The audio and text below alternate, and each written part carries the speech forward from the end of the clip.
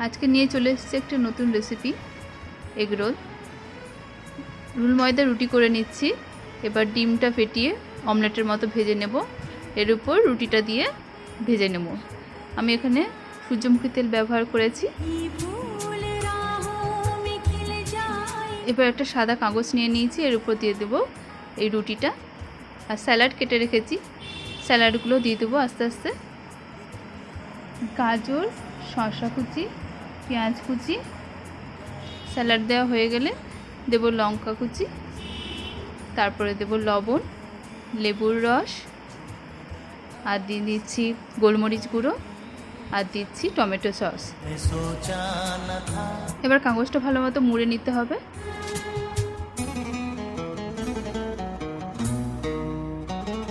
এবার রেডি হয়ে গেছে খাওয়ার জন্য। কে কে খাবে চলে এসো।